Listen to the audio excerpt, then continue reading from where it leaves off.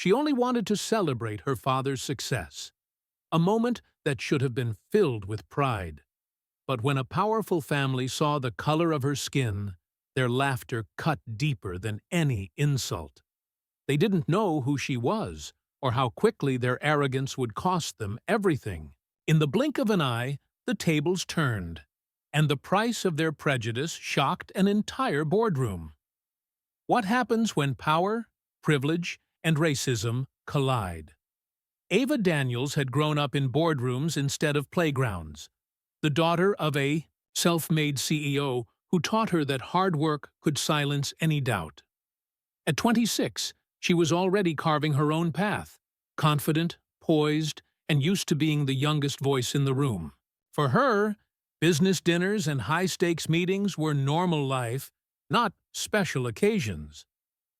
That evening, she arrived at an exclusive hotel ballroom for what should have been another routine celebration, a major partnership worth hundreds of millions, the kind of deal her father had closed many times before.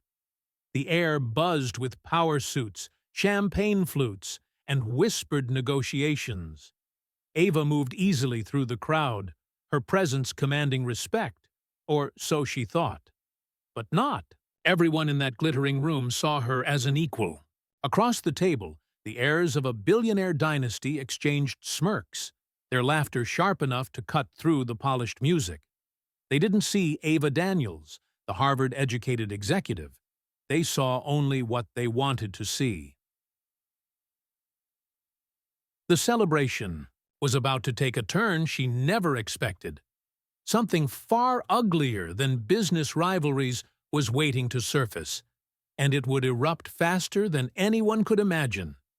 The deal was supposed to be a formality: signatures, handshakes, and photographs.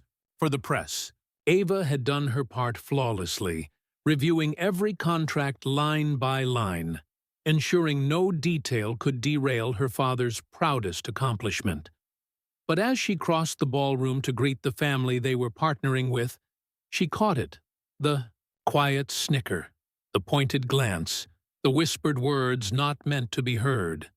At first, she tried to brush it off. These were powerful people, known for their arrogance. Maybe she was imagining it. But then came the moment that burned itself into her memory.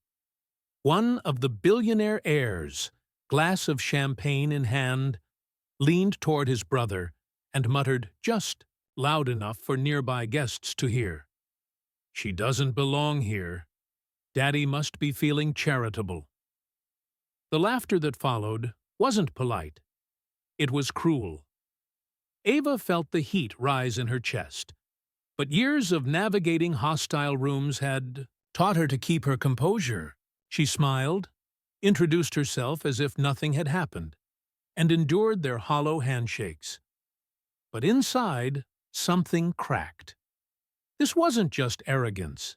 This was contempt. And it wasn't just directed at her, but at everything her father had built. As the evening continued, the remarks grew bolder. A backhanded joke about diversity hires, a smirk when Ava spoke up about the company's vision.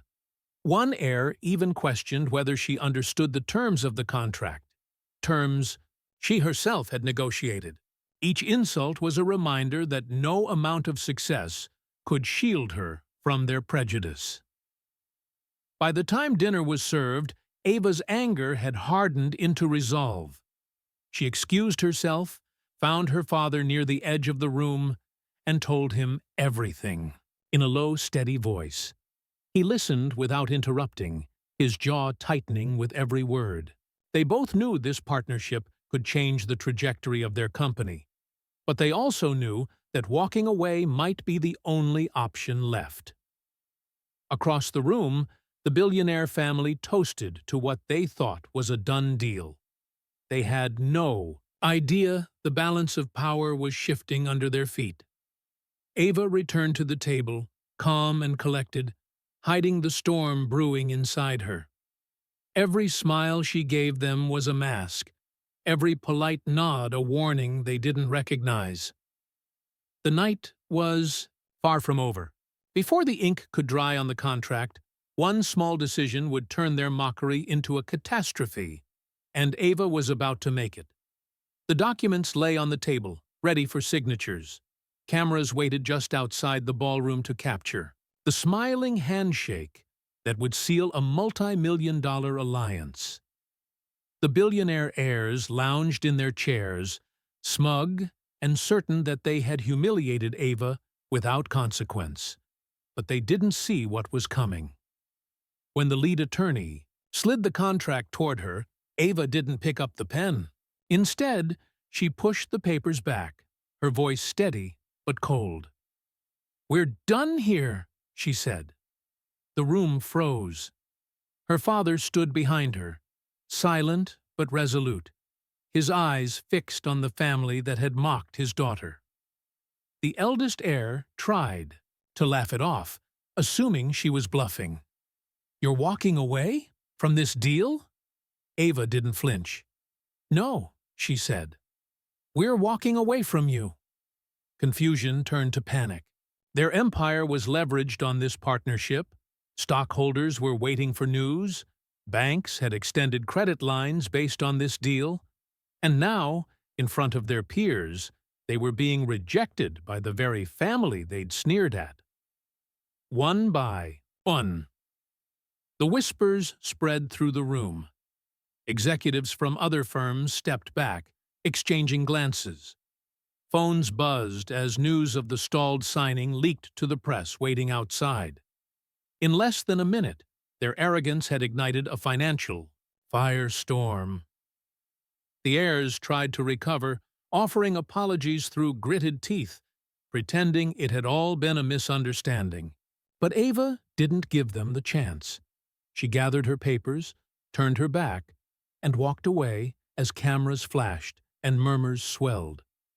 The deal collapsed before their signatures could dry, and with it, the illusion of their untouchable power crumbled for the world to see. What none of them realized yet was how fast their fall would be, or how public. By morning, the fallout was everywhere. Headlines blasted across financial news networks. $750 million deal collapses in shocking walkout. Investors demanded answers. The billionaire family scrambled to contain the damage, but the stain of their arrogance couldn't be erased. Their empire lost millions in hours, credibility, far more. For Ava and her father, it wasn't about revenge, it was about respect. They walked away knowing their company's future was secure, not because of a deal, but because they refused to let prejudice dictate their worth. In that moment, Ava proved something far bigger than business. She proved that dignity was priceless. But the story doesn't end in a ballroom. It's not just about one family's downfall or one woman's courage. It's about a deeper truth.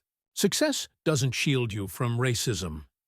You can have the degrees, the titles, the millions in the bank. And still, some will only see the color of your skin. Ava's stand sent a message, not just to the people in that room, but to everyone. Watching, power means nothing if you stay silent when you're disrespected. And respect isn't given. It's demanded, even when it costs you everything. So the question is, how many more Avas will it take before this stops happening? How many more times will arrogance and prejudice go unchecked before we decide enough is enough? This wasn't just a failed deal. It was a mirror, showing us what still lingers in boardrooms, classrooms, and streets across the world. The next move isn't theirs. It's ours. The stories on this channel are works of fiction created solely for entertainment. We believe in a world where everyone enjoys equal rights under the law, and where society advances through fairness, progress, and mutual respect. Our goal is to share thought-provoking stories that inspire positive change. Any resemblance to real people, events, or organizations is purely coincidental. These stories do not depict actual individuals, incidents, or entities, and they carry no political or religious agenda.